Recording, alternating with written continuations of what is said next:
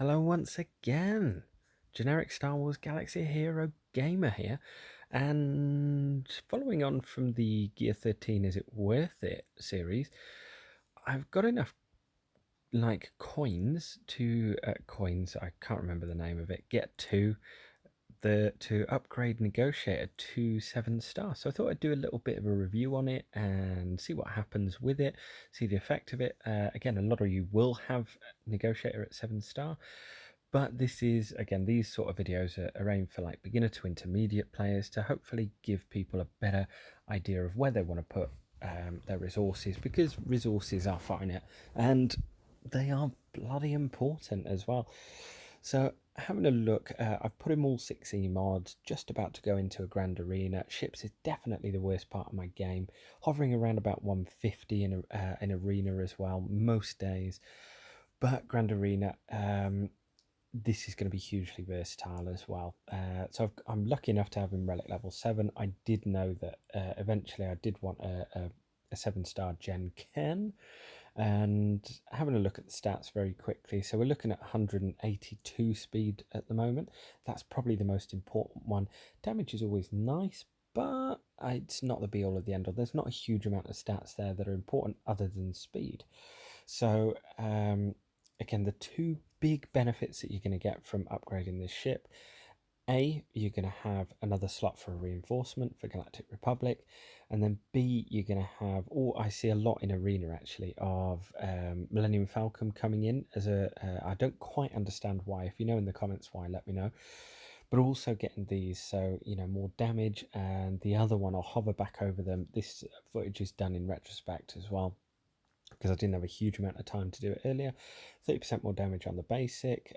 Unending loyalty duration +1 is going to be huge, keeping you guys alive.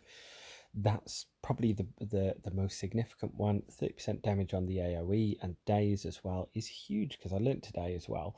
And on the concussion mines as well, 30% damage, brilliant. Take that all day long.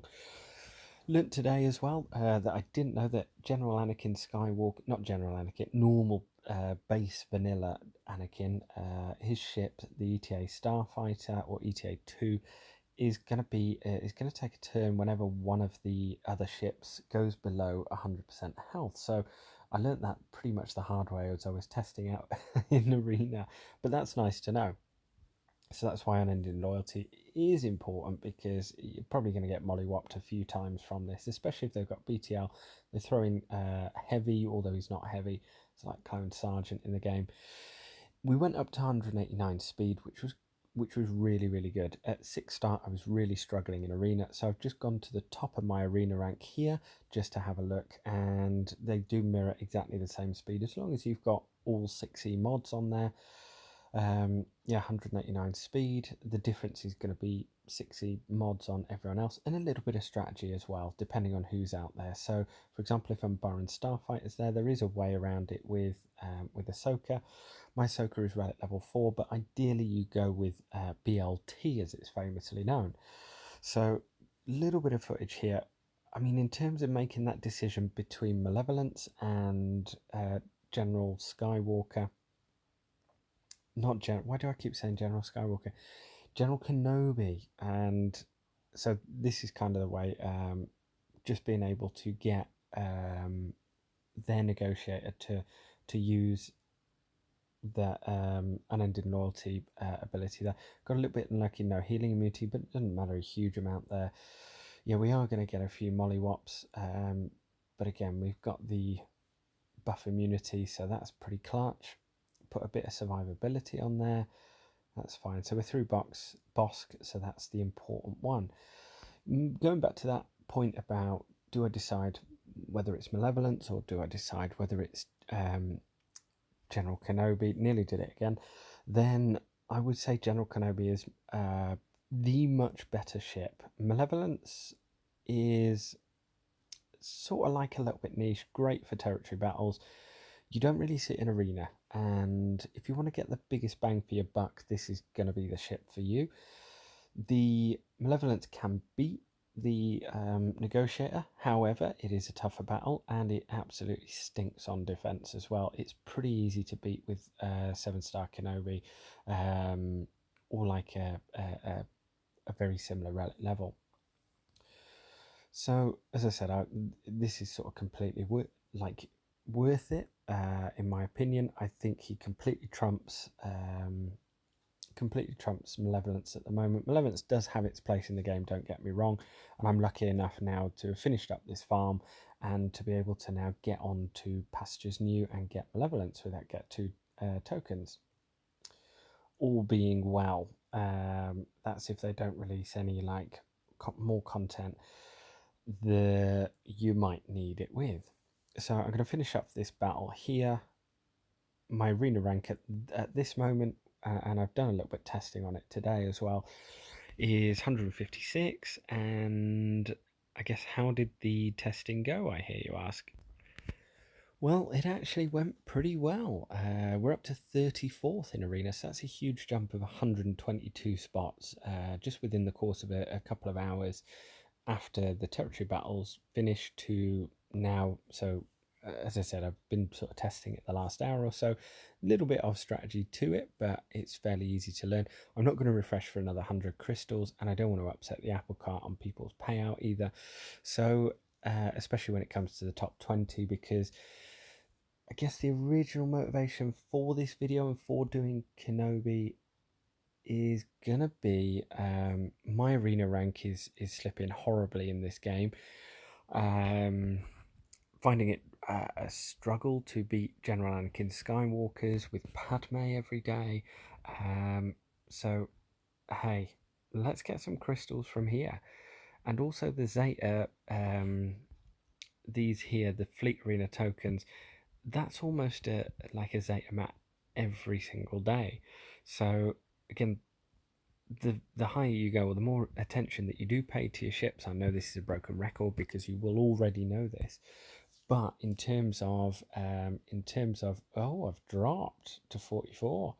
So as I said, this is you know, he's got his 7-star, he's got his 7-star there, and he's got very similar boss to myself. So as I said, there is a bit of strategy there.